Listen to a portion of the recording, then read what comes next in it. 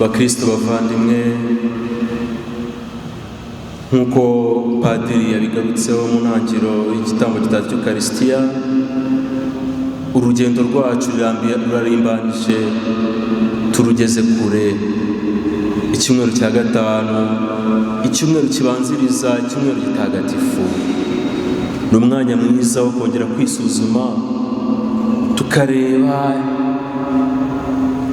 aho duhagaze nk'abakristo, uko umubano wacu uhagaze, umubano wacu n'Imana ndetse n'abantu, bityo kugira ngo uko tugenda dutera intambwe tugana ku irya ibara rikomeye ry'ukwemera kwacu, ari nako tugenda turusha gucengerwa n'ingabire.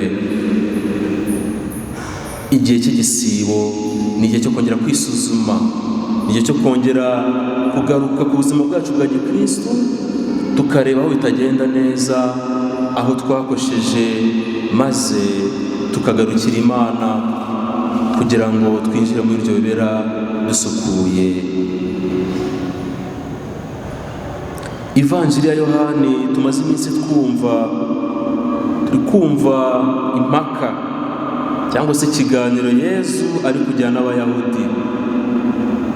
Uko bwije n'uko bukeye, uko iminsi igenda yicuma, bararushaho kugenda bamwibasira. Ariko Seza arazira iki? Kubabwira ukuri. Ariko ababwira, imitima yabo iranangiye. Ivanjiri ya Yohana igice cya mbere umurongo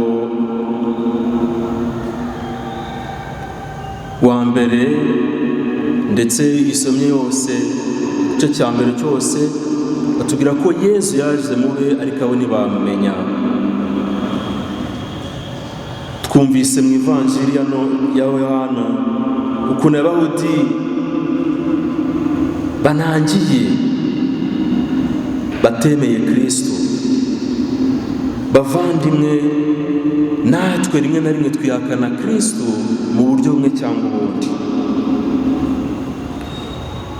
Ukwikuza, icyaha, umwiryane, rimwe na rimwe biradukurikirana, maze twihakana Yesu. Igihe cyose ntumvikana mugenzi wanjye, igihe cyose ndi mu cyaha, igihe cyose mfitanye amakimbirane na mugenzi wanjye, igihe cyose bitagenda neza nk'umukristo, nta kundi kwihakana Yesu. Nuko kwihakana Yesu ni urukundo. Niba nabasha kuba mu rukundo, ndi kwihakana Yesu. Niba nabasha kuba na mugenzi wanjye ngo mukunde nk'uko nikunda ubwanjye, buri gihe nkamwifuriza ibibi, nta bundi buryo kwihakana Yesu. Nubwo ntacyo byari bivuze tuza mu misa buri gihe, ariko tutagera aho dukundana, ariko duhora mu matiku, ariko duhora mu byaha, duhora twicuza ibyaha bimwe. Kuko ngo ubuzima turahinduka, nibyo hari uguhinduka tugafata icyemezo burundu, ariko kamere mu nyiranga ikatuganza. Cyabaje nuko rimwe na rimwe tunirengagiza ko turi abanyabyaha, ntituze no gusaba imbabazi. Ubwo buryo bwose ni uguhakana Kristo. Ndababwira ukuri ko igihe cyose urwango rwasumbye urukundo, nk'uko nabivugaga, tuba turi kwihakana Kristo. Igihe mfitiye ishyari mugenzi wanjye, aho kumwifuriza ibyiza, ndi kwihakana Kristo. Ndi kwihakana Kristo nk'Abayahudi, ko ati no, ntabwo tukuzi, ndahera uwo wahanzweho.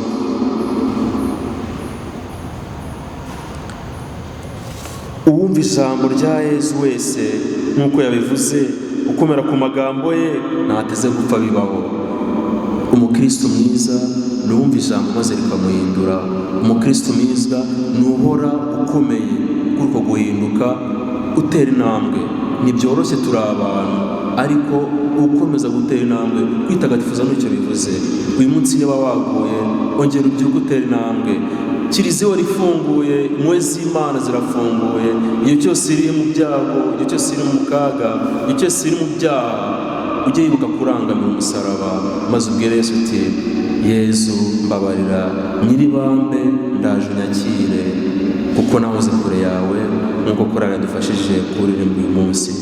Ubwo ni bwo bukristo nyabwo, cyane cyane muri iki gihe cy'igisibo, kugira ngo igihe tuzaba turi kwiyambaza Pasika tuzarushaho koko gucengerwa n'iryobera, iryobera rizaduhindure ntirikaduse uko tumeze, ntitukabe nk'abandi bategereje kwiyambaza Pasika, kumva ko Pasika ari ukurya, ari ukunywa, ari ugufata amafoto meza, ari ukuza mu kiliziya ubundi tugataha.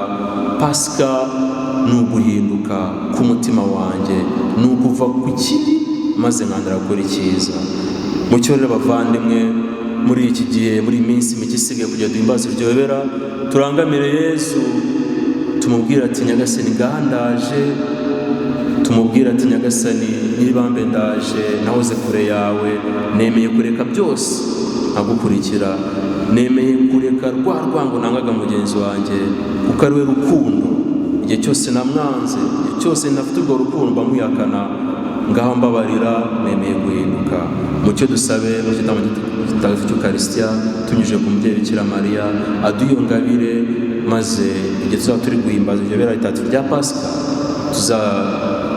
tube duserukanye umucyo, maze duhimbaze iryobera dufite imitima ikeye, twizeye Imana na bagenzi bacu.